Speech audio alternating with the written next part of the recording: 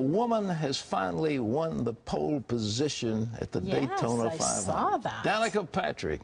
I saw that. Drove that rascal at over 195 miles an hour. I can't imagine. Well, you had an experience with driving there. I drove 30 laps down at Charlotte, but they had a governor on my car. I couldn't get it over 145 miles an hour. The governor's good.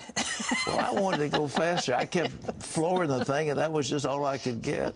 The other thing is, protests in Washington today is going to be a wind chill of 18, and hardy souls are protesting global warming. Sense has flown to the wind. Sense has flown to the wind. They're going to be cold up there. All right. I wrote a book on it. I'm thinking about republishing The End of the Age, but this one came out of nowhere. It was the biggest meteor to hit Earth in more than 100 years, and it blew up over Russia Friday, and no one saw it coming. Well, now the United Nations, Congress, and scientists are asking, how can we find these deadly space rocks before they strike our planet and cause untold damage? Heather Sells has the story. The meteor that exploded over Russia carried the explosive force of 20 to 30 Hiroshima bombs.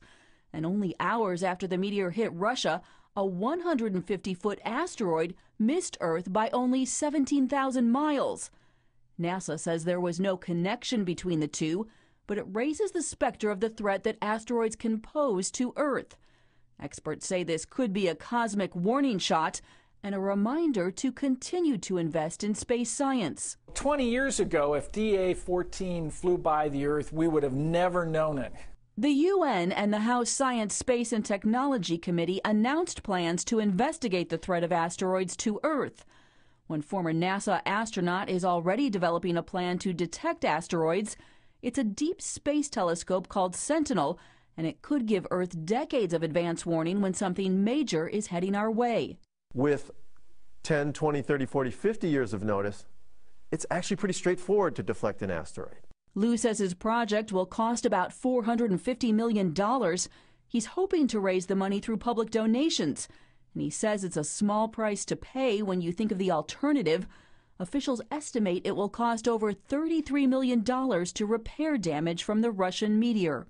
How could we let our civilization, or parts of our civilization, or huge parts of our cities or whatever, go away, be destroyed, if we could have done something about it? Heather Sells, CBN News. Well, I wrote a book called The End of the Age because I believe the prophecy that was given by Jesus Christ will be fulfilled almost verbatim only by an asteroid strike on Earth. And it'll be a horrible thing to contemplate. And it is, I wrote about the devastation of what would happen to one that was a half a mile, just a half a mile in diameter, and what it did to the whole Earth. And there are 5 million hunks of rocks around the orbit of the Earth. There are 5 million of them. And this one, it was pretty. I thought what was most fascinating about your book was that you had done all the scientific backup behind it. That's right. The impact that would have.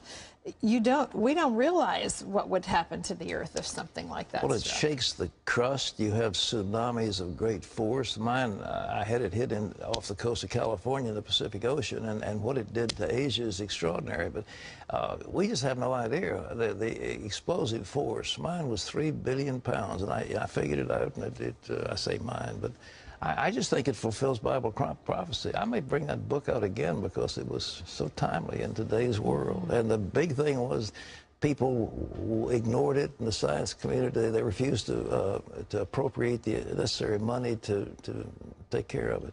I have a correction in my ear. There is a producer.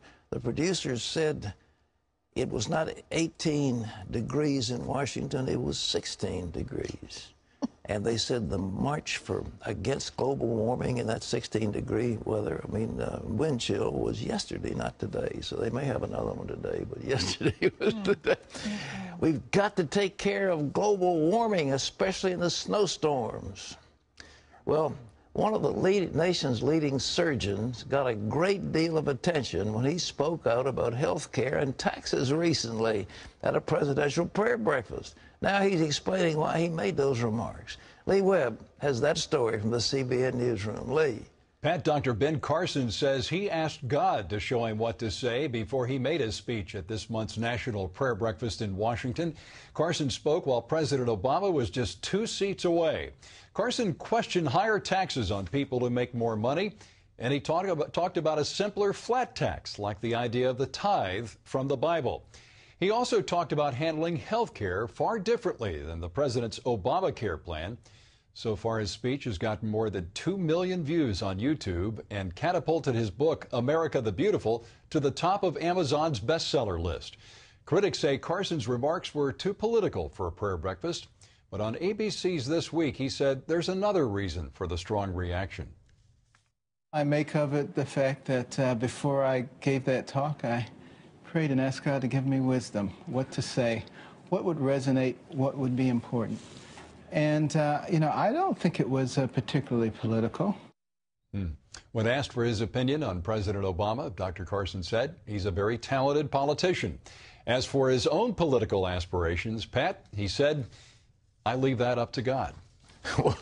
On one of the blogs, they're saying Carson for president. They just think it was a tremendous speech. You know, this man has been on the board of trustees at Regent University for a number of years. He's a distinguished man, extraordinary story. His mother was illiterate.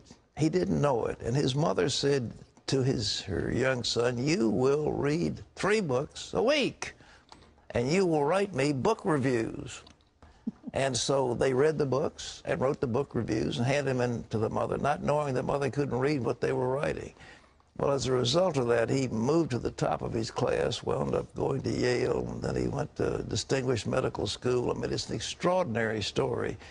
He was director of pediatric neurosurgery at Johns Hopkins University and was the first man to operate on conjoined twins that were joined at the head. The head of all places. Nobody yes. had ever done that. And I said, how did you figure it out? He said, well, I froze them. They actually lowered the temperature to keep the blood from flowing, and then he did that delicate surgery. Extraordinary. I've been in his home and interviewed him. He's one of the most humble people I think I've ever met. Whole family. He says he has over 50 honorary doctorates. I mean, he's just extraordinary. And he's so humble. But boy, he did lay it out on the president. Lee, speak out with boldness like Dr. Carson. All right, here's another story, Pat. A new study indicates better television equals better behavior among children. The study suggests that changing the channel from violent to educational TV can improve the behavior of preschoolers. The study comes from the Seattle Children's Research Institute. It shows the improvement is modest and fades over time, but lead author Dr. Dimitri Kostakis says it proves that what children watch is as important as how much they watch. The White House is downplaying an immigration plan that was leaked to the media Saturday. They say it's only a backup measure in case Congress cannot come up with a plan of its own. The measure would create visas for those who are in the country illegally, and it would let them become legal residents within 8 years. It would also add more funding for border security. Republicans attack the plan, however. Florida Senator Marco Rubio says if the president actually proposes the bill, it would be dead on arrival in Congress. And others wonder if the president is simply playing politics with immigration. By giving advantage to those who cut in front of line for immigrants who came here legally, not dealing with border security adequately, that tells us that he's looking for a partisan advantage. Does the president really want a result, or does he want another cudgel to beat up Republicans? McCain says the White House needs to give senators a chance to finish their own plan. Concern over new gun control laws in this country has led to a run on ammunition and a nationwide shortage. And as Andrea Garrett reports, that's led to a concern about public safety. Local police departments are having a hard time finding bullets to fill their guns. Some worry it could lead to a dangerous shortage that could affect the way law enforcement agents do their jobs. We were issued a box a month so that we could go practice on our own. We no longer get that simply because the ammo's not there to make it available. .40 caliber bullets are the kind most often used in police training. A 50-round box used to cost about $30, but in the wake of the Newtown, Connecticut shooting, demand is up. which means suppliers are raising prices as well. Along with these tragic incidents that happen, the fear of what's going to happen with the government comes into play, and then people react to that. And increased prices aren't the only concern. Some agencies are placing orders for ammo and being forced to wait months for it to arrive. I think as long as the gun control issue is dominating the media and dominating our country right now, it's going to get worse. The rounds will be fewer to find. Andrea Garrett, CBN News. And we're told that gun stores are also running short of common types of ammunition, and prices have gone much higher. One gun shop owner in North Carolina tells USA Today, "We are absolutely in uncharted territory. Our store is 53 years old, and we have never seen anything like this. People feel this administration is very anti-gun, and they're going for the legal gun owner." The president says, though, that he doesn't want to violate gun owners' constitutional rights. 4 foreign Christian workers in Libya have been arrested on suspicion of spreading Christianity and giving out Christian literature. Preaching the gospel is against the law in the mostly Muslim nation. A police spokesman says one of the suspects is a Swedish American.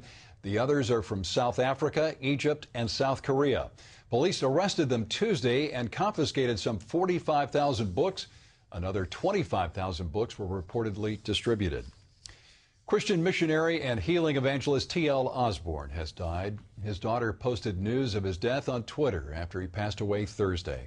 She said he was in no pain and had no sickness. The Lord simply took his breath away. Osborn established Osborn Ministries with his wife Daisy in 1949. Their ministry reached more than 100 nations and had daily meetings that featured up to 300,000 people. His ministry's motto was "One way, Jesus. One job, evangelism." But Osborn also experienced his share of grief. 3 of his children died prematurely, and his wife Daisy died in his arms. He talked about that experience on the 700 Club.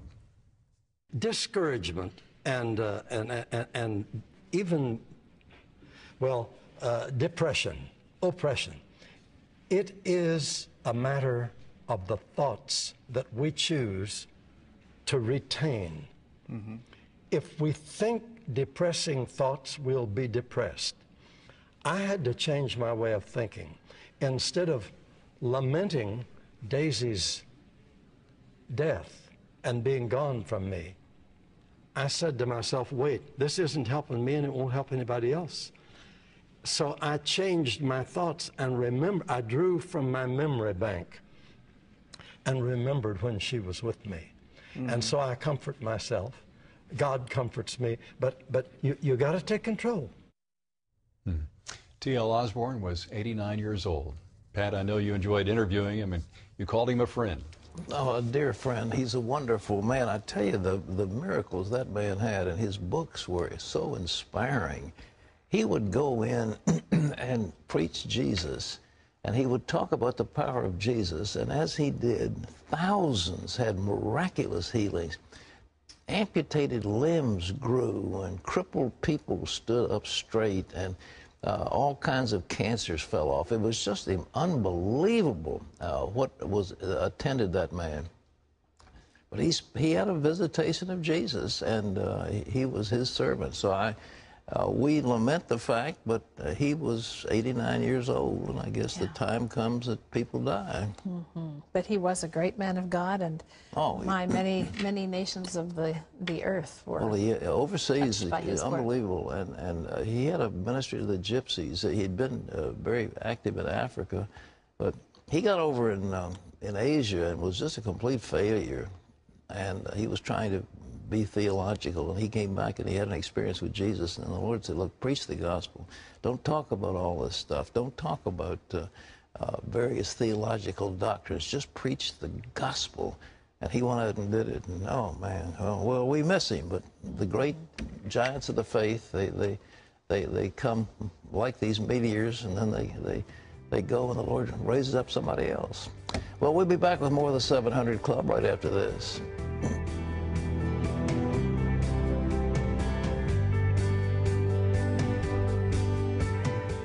Several states are considering legalizing physician-assisted suicide. Advocate groups like Compassion and Choice have been working to push the cause. especially as a large number of baby boomers are beginning to face end-of-life issues. Bills legalizing assisted suicide are being considered in Connecticut, Vermont, New Jersey, Kansas, Hawaii, and Massachusetts. And bills related to the issue are being considered in New Hampshire, New York, Arizona, and Montana. CBN continues to bring the gospel to India. More than 160,000 people tune into a CBN program called Rikshana, which means hope. The #1 news channel in India airs the program. Rikshana is a magazine format ministry program that shares God's love through testimonies, ministry, and prayer. India is less than 3% Christian, but each month CBN receives about 6,000 calls from viewers of the program. You can find out more about what CBN is doing around the world by logging on to cbn.com/international.